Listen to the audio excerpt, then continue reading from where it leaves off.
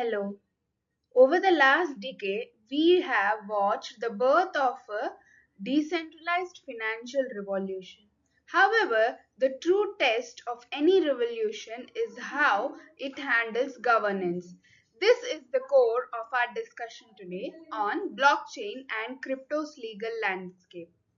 So, the first slide, the Wild West meets the rule law. This means it is a simple tension between decentralization versus regulation. Blockchain technology is designed to be borderless and trustless, showing peer to peer transactions without central authority. So, government needs rule to enforce law, to prevent crime, protect consumers, and collect taxes. So, this conflict leads us to the core conflict shown here, that regulators are trying to fit this new digital technology into the old analog legal frameworks, which results in confusing, inconsistent rules we see globally. Next is key legal questions. What is it? So, the first is we are going to discuss that the single biggest challenge for regulators is defining what a crypto asset actually is under law, because that definition dictates who regulates it. Generally, there are three primary views: currency, security, and commodity. So, first is currency. Some nations treat it like money, meaning rules for banking, payments, and central banks apply. Second, it is a commodity. In places like the US, assets like Bitcoin are often viewed as a raw good, regulated by watchdogs. So crucially, it is a security next one. This is most contested area. If an asset is an investment in a common enterprise with an expectation of profit from others, efforts known as Howey test, it is a security. This classification triggers the strictest SEC rules and is the source of many legal battles. So, slide 4, global approaches, a patchwork of rules. So, in this, we are going to see some global approaches.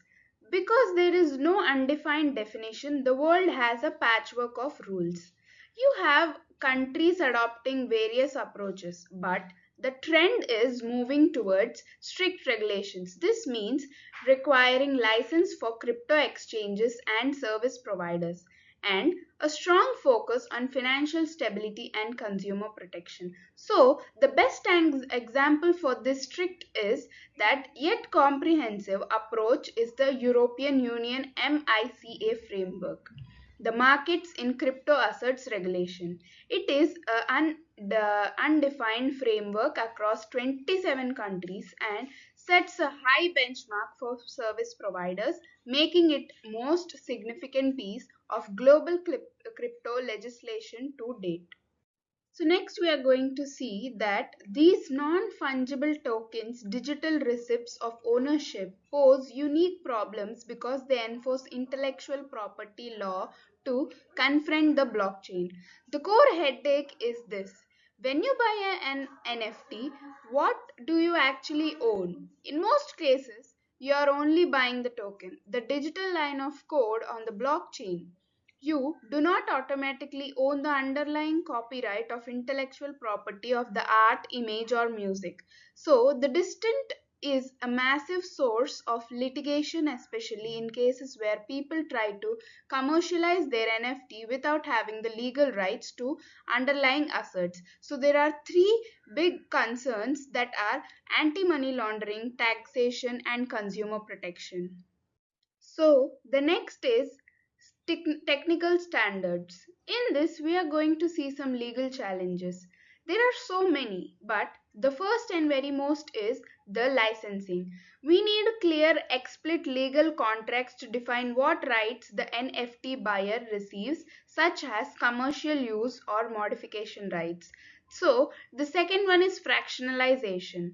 When a high value NFT is split into many smaller tokens, making it accessible to many investors, there is a risk that those small pieces are no longer unique collectibles, but rather fractional investments. In this case, they can be regulated as a security.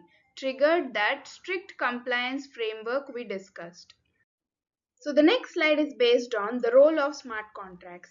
As we all know that smart contracts are essentially self-executing digital agreements. Think them as a regular contracts, but instead of being written on paper and enforced by lawyers, they are written in computer code. The core philosophy is code law. Once the conditions are coded into the contract are met, the contract executes itself, means automatically transferring the funds, releasing the data, or performing any other defined action. Here, there are some three big questions that arises that when the code meets real world. First, we will talk about the enforcement. The problem is what happens if a smart contract has a bug or fails to execute correctly. Next is clarity. Here we will see the problem is legal systems rely on clear intent and ambiguous language. Third one is the jurisdiction. The problem here is the blockchain and the code that run everywhere at once across the global network. Next, DeFi challenges means the decentralized finance challenges. DeFi is a revolutionary concept. It aims to rebuild traditional financial services like lending, borrowing, and trading, but without any central intermediaries like bank or brokerages. It is a finance powered by code. So, the first one is no central authority. Here, it is a compliance problem. So, the traditional finance is regulated by governments and banks are the central point that regulators hold accountable for following rules. Next is the DeFi problem. DeFi has no central company, CEO or bank. This means there is no single entity to hold the accountable for compliance with financial laws.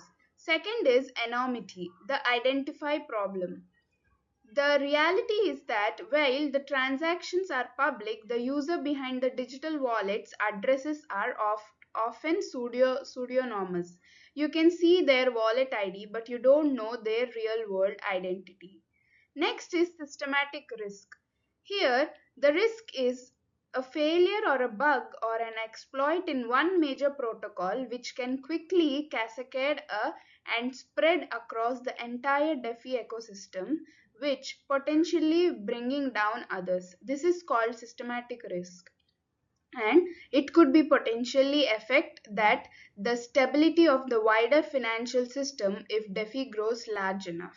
So in summary we can tell that the very features that make DeFi powerful are the decentralization and open access. It is also the greatest challenges.